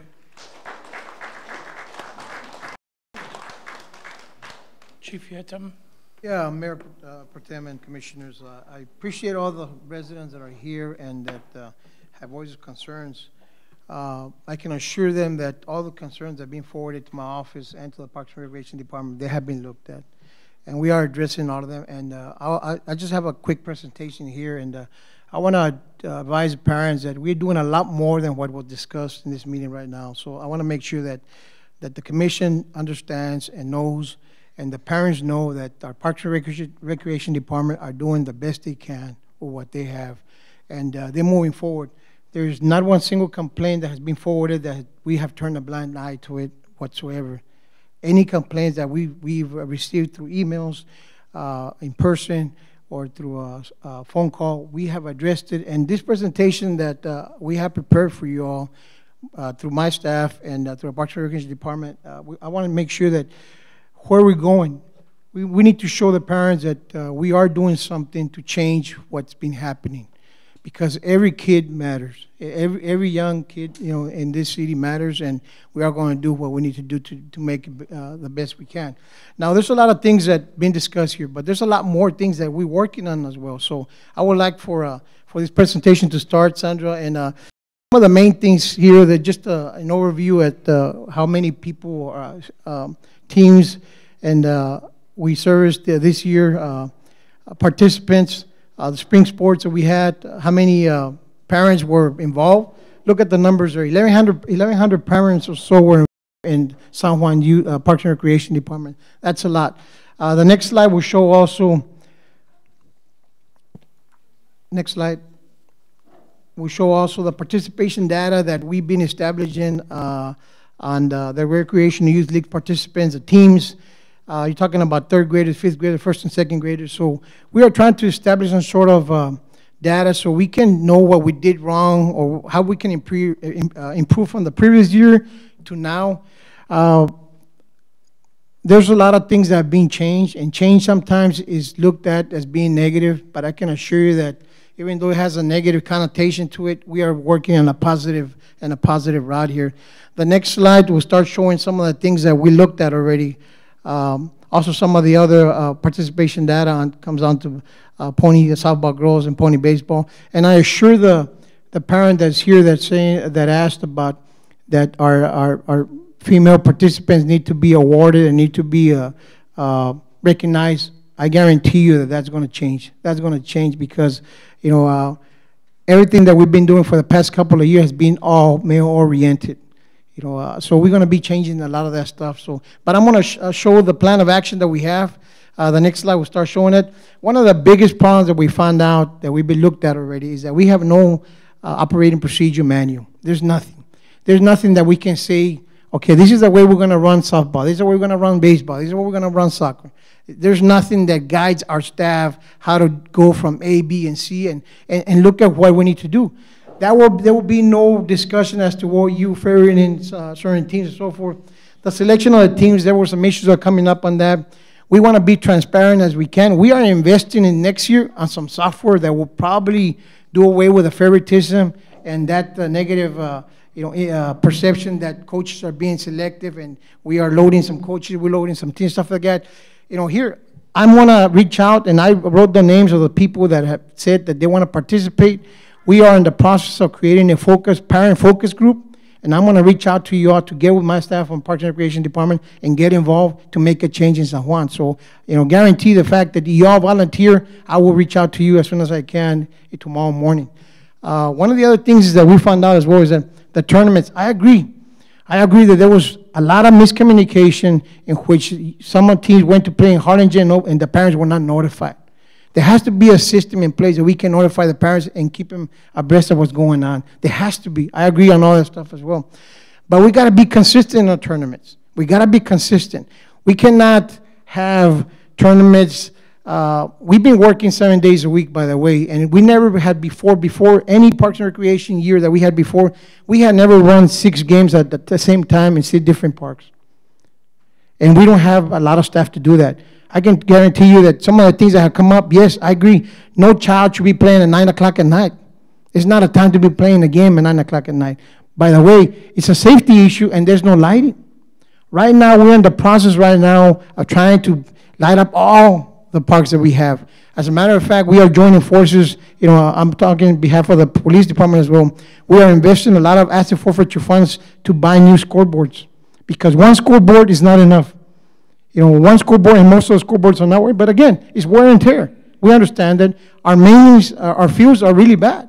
There was some issues also on playing in some fields that were really bad for our youngsters, but we're working on that as well. The scheduling, there's no doubt in my mind that by speaking with staff, we need to do a better job in scheduling. We need to schedule. Unfortunately, the weather didn't help us as well.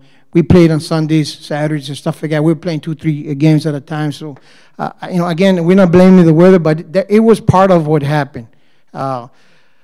Complaint review process, we need to find a way how to streamline a lot of complaints, Mayor Pro Tem Commissioner. We need to make sure that every parent has an opportunity to come before our director and voice their concerns. Not only that, maybe unseen, and I can tell you that one of the things that we've done as well also, we're going to start surveying the parents. And be as honest as you can, like some of you were here right tonight. Be as honest as you can and say, yes, no, we need to improve. I can tell you something. We do need improvement. We make no excuses whatsoever. Our Parks and Recreation Department needs improvement. But not only that, we cannot do it ourselves. We need the support and the help of our parents to tell us what we need improvement in the areas that we need improvement at. There's some things that obviously were happening. We are allowing late registration. We are allowing some courtesy registration. That should not be happening. That should not be happening. If we're going to be fair with one parent, we're going to be fair with every parent. And I think it's important for us to do that. The next slide, on the policy and procedure, that's one. On the staffing, I admit to you, and I can assure you that my staff understands the fact that we need training. We need staffing. You know, there were some games out there, and there were some issues that, you know, our personnel might not know the rules. Yeah, I agree on that. You parents probably know the rules a lot better than our staff do. You recognize the kids better than we do. You know what the talent of the one kid that has, if he plays in other cities, you know the talent of the kid. Our staff might not know the talent of the kid. So sometimes you can see it, say, you know what, that team is being loaded because you know all the kids are in that team. So you know that. We don't know that, but you need to let us know on that. Professional development, yes, I agree. I agree with the fact that our staff needs training, professional development, how to deal with situations, conflict resolution. We all do now, but I want you to understand also, you as parents need to realize that as well, that we need to make sure how to handle situations in front of our kids. There's been a couple of situations in which our kids shouldn't be seeing things that are happening. That goes for all of us. So we're going to be working on that. You know, I agree with the fact that coaches need training. And we need to have some coaching clinics because just right now, hearing several of you speaking, some of you have different perceptions of how you coach and how you coach different teams and stuff like that. Some of you might not have any experience in baseball, in softball and stuff like that, and soccer, everybody. So it's a different way of doing that. Manpower, we hired some new staff. Yes, the issue has come up as well on the nepotism. The commission already passed an actual rule, and we amended a rule saying that we're not going to allow anybody that is employed and hire other people that are employed as well there and be a part of that. We're not going to allow that. That's already in place. The next slide, trainings that we conducted already. And again, this is ongoing training. Customer service training. We understand the fact that when you all show up, our Parks and Recreation office, our customer service needs to improve, and also unseen. You know, actually out there in the parks when the games are being done, we need to be a little bit more professional. And not that we haven't. There was just an incident, I think yesterday or the day before that, one of our staffs handled it very well. Young staff handle a situation very well. I'm not saying that every incident has different dynamics. Every incident has different things that we got to deal with. So we're working on that. Our time management training, we need to understand the fact that our staff is working late at night as well. You know, they're working as much as they can. Yes, there were some issues as to how come we didn't have any representation in several meetings. We understand that. We understand that. Unfortunately, there was miscommunication that on that particular incident, the director of that particular program had already called us saying that he was going to come over here. And there's no excuse also. We should have sent somebody. I agree. We should have sent at least somebody to hear what's going on, to understand, to get the information and bring it back to the parents. I understand that. We need to do that. And we're going to work on that. Pending focus group for the parents. We talked about this already, and I'm going to reach out to you parents. You need to let us know and get involved and say, okay, how are we going to be handling this situation? How are we going to improve the Parks and Recreation Department? Because from this point on, what's done is done. We need to improve it. We need to improve and make it better, and respect every single concern that was brought up tonight. Because every single concern is important, no matter how minute it is or how big it is. Every concern is important to us. We're going to address it. The next slide. You played in those fields, right?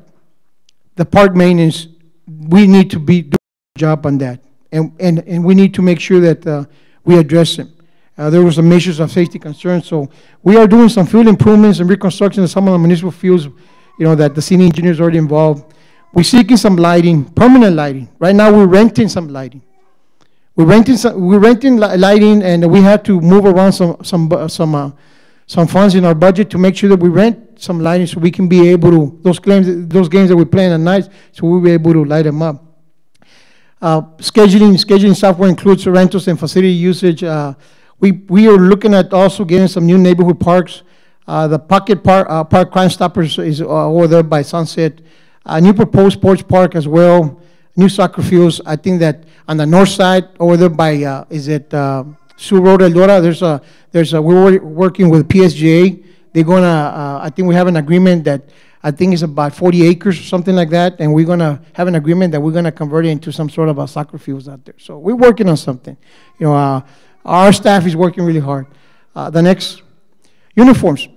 You know, there's always an issue of uniforms. I mean, I was very upset when I was told that one of the teams had some shirts and they were different colors. Particularly, there was a green color and a different other green color. I think it was unfortunate that, but we work with vendors, and we also make sure that the vendors comply with what we have, comply with what we were asking. There were some logo issues as well. There were some issues that the logos were not done right and so forth. So we addressing that as well with our vendors as well.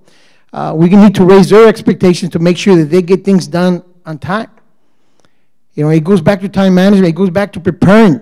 If we got something, we got another program coming up in the next 3 months, we need to prepare. Next summer and next year, we need to prepare already. We need to start preparing already. So our staff recognizes that we need to do that. Our costs, our budget, 5% growth to match participation. Some of the things that we've done. We spent also $6,000 on awards, on trophies this year. So we're going to cover that as well. But I understand on the uniforms that there needs to be some improvement area as well. Next slide. The fundraising. And one of the things that we're doing is that I know there's one of the parents said that, well, we always put a financial cost to everything we do. Yes, that's exactly right. You know, we budget what we have, but there's other things that we need to do. One of the things that we're trying to introduce for the next 6 months, and I have my staff here that are going to be leading that program, is the Police Athletic League program. It's a 501c3, federally funded, but we can use asset forfeiture funds. Asset forfeiture funds, we can, about 3 years ago, we purchased a lot of uniforms for the Parks and Recreation Department through asset forfeiture funds. So we can do that as well, and we're going to do that. We're going to do that with the lighting, and we're going to combine our efforts. Like some of y'all mentioned, we're going to work together to make sure we can have the best teams here in the city of San Juan. We talked about facility improvements, the concession stands as well. We even going as far as securing our money, our cash receipts, making sure that there's no issues of misappropriation of monies and stuff like that. We need to address that as well. Our sponsorship, we need to increase on that. The advertising as well. We need to cover that. And also when our kids travel out of town, we need to cover the per diem costs and stuff like that. So we are working as much as we can to cover some of the things that we had as well. New scoreboards, we only have one working. And I think that there's a total of 4, if I'm not mistaken, but only one is working. And obviously the wear and tear, but scoreboards cost a lot of money. But we're going to invest on that to make sure that we prepare for that.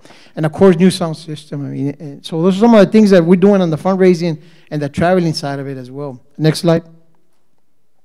Award ceremonies. I know that there was always some issues as to, giving awards 1 through 4, 1 through 5. We did it previously, not previously, or what did we do this year? I mean, I know that we did not do an award ceremony. I believe it was for basketball, but we did ceremony yesterday, so I think that we need to be consistent. If we're going to do an award ceremony, we're going to do an award ceremony for every program that we have, and find a way how to make sure that we make it for every parent to make sure that their kids get recognized, because kids need to get recognized. The best way that our kids are going to improve at what they do is by praising them day in and day out, and telling them that they're good at what they're doing, and we can improve that. Gender equality, we talked about that. Our female athletes as well, participants. We need to work on something. Whatever we do for our males, we're going to do it for our females as well. Representing in all publications and media, recognition of all. We're going to have to practice good sportsmanship among everybody.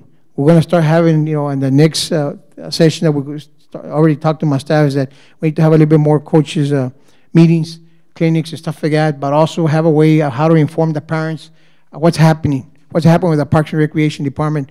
Get with the IT director to make sure that we post as much as we can. If we cancel a game, how are we going to cancel the game? How are the parents going to get notified? Who's going to get notified? Because obviously you all are doing a great job by volunteering, but you also have jobs. You also have families. You also have things to do at home. So sometimes you as coaches don't have the time to be calling every parent. So we're going to work with that as well. And the award celebration as well, and the picnic and so forth. So next. Communication, somebody mentioned the fact that we need better communication, and that starts from the Parks and Recreation Director to all the staff. That starts, everybody needs to work on the communication and improve on that. I think that those are some of the things that we're trying to do. The online registration, the online payments, real-time notifications, schedule are automatically updated. So we're trying to work things, how to be able to better the Parks and Recreation Department through better communicating with every parent and every coach and so forth. Next slide.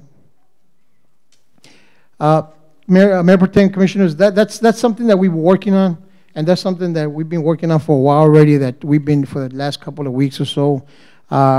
I do ask, and I do challenge every parent here that if there's any other issue that they want to address, please contact me, contact Mr. Ponce. I can assure you that Mr. Ponce has had a directive from me that we're not going to turn a blind any complaint, no matter if it affects him, affects the staff, or affects the programs that we do, or affects anybody. We need to address it. Our main goal here is to improve the Parks and Recreation Department.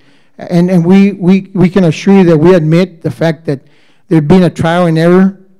But again, he inherited some things that need to change. And I'm saying that things were done wrong because every director has different ways of doing and managing the personnel and managing what's happening.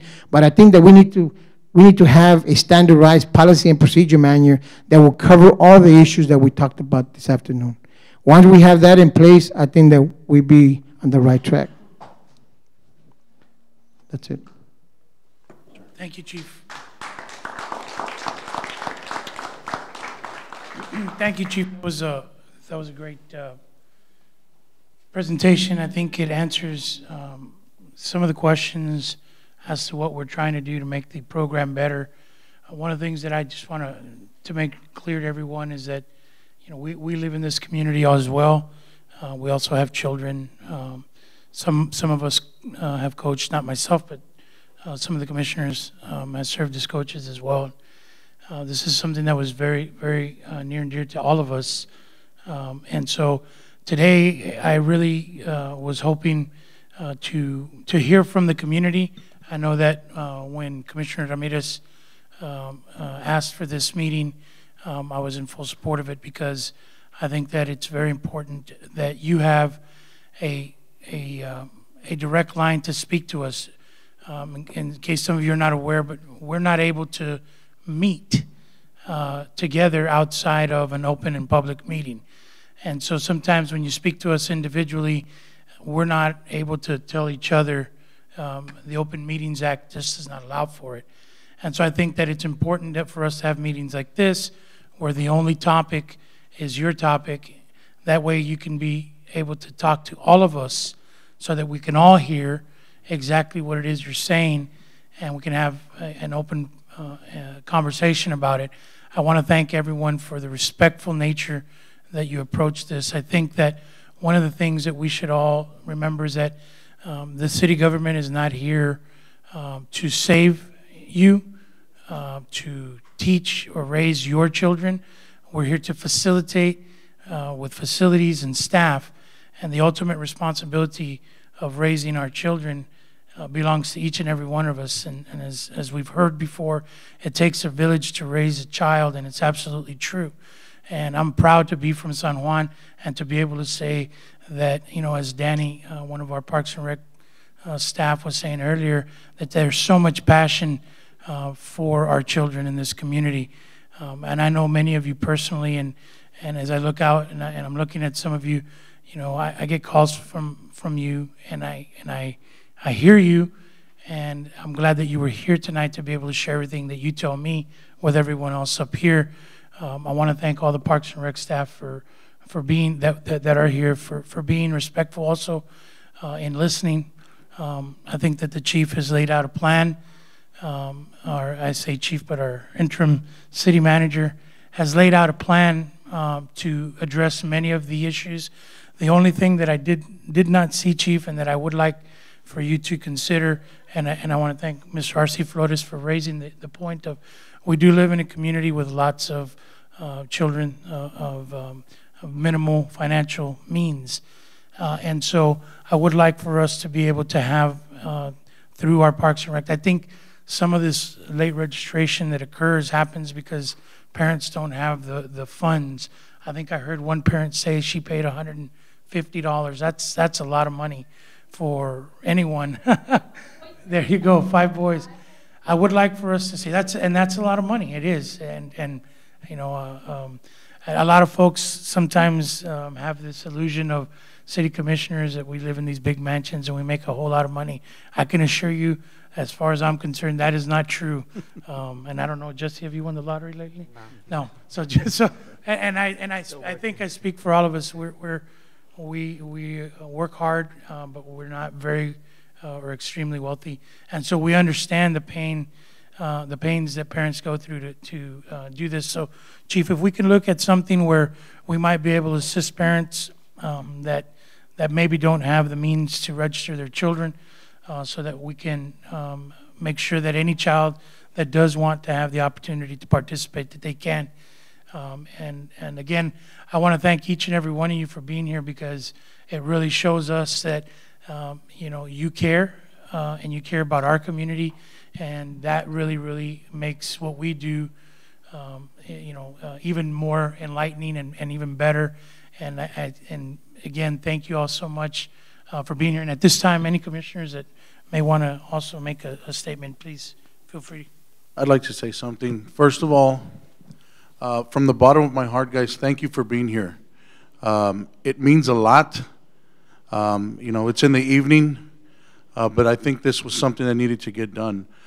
Though I'm new to the commission, I'm not new to this town. I've lived here all my life, with exception for the couple of years in college.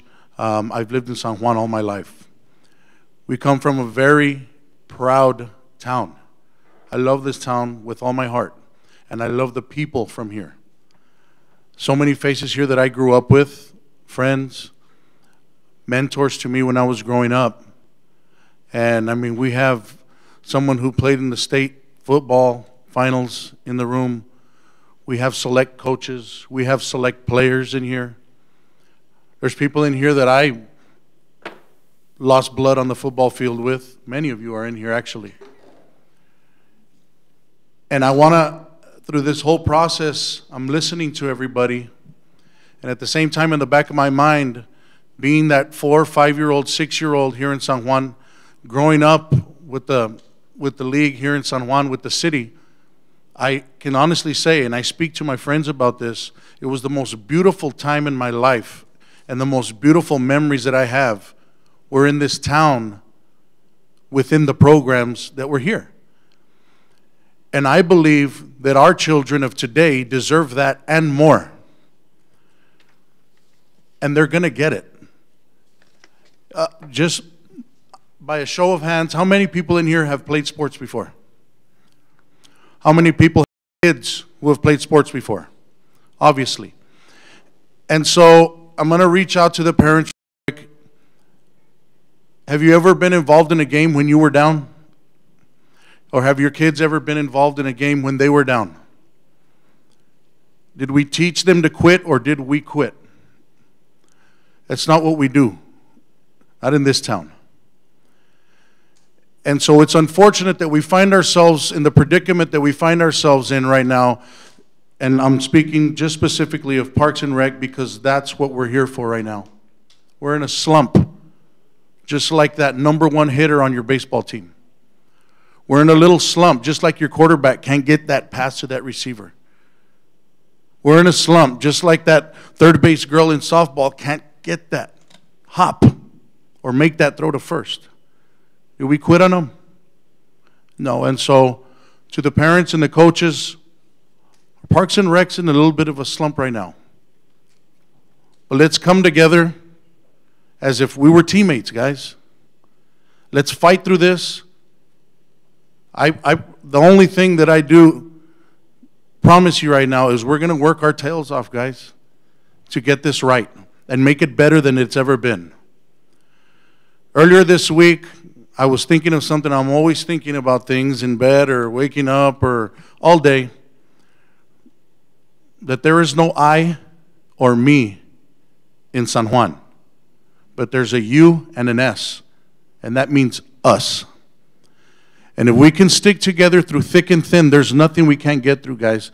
And we can keep our children number one and keep it as our motivation. There's no way we can lose. Thank you so much, guys, for being here. It means the world to us. God bless you all. Thank you. Commissioner Garza. Yes. First of all, I want to thank everybody for being here this evening. You know, these concerns are, you know, very, we really need to address them. One thing that a lot of parents spoke here today was as far as medals. I am not too crazy about medals whatsoever. What I like to do from here on out, that every child that participates in our program gets a trophy. I do not want any medals. You know, there's something, Mr. Ponce, we need to, you know, look into that as far as how we can budget where every child earns a trophy, regardless what place they come in. And like I say, I really want to thank you guys very much for being here this evening. Thank you, and God bless you and your family. Commissioner Ramirez. Just to close it up, we are listening to you all. We are. That's why we're here. I've been a parent of an athlete. I've been a coach. I've been a director like Mr. Ponce. So I mean, I've been wearing different hats as far as baseball is concerned.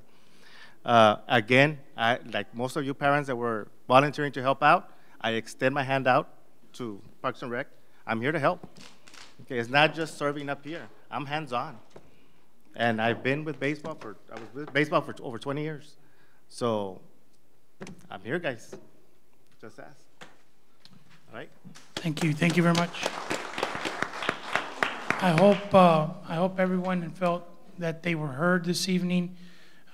If for any reason maybe you didn't feel comfortable coming up to the mic, and I know sometimes that can be a little intimidating for some, or maybe you can't find the words in a public setting, I do want to make sure that everyone knows that we're available. I'm available, and I know that Chief Gonzalez, although it is a tough role to play as a city manager in the city because there's so much to do, please feel free to contact his office and set up an appointment to meet with him.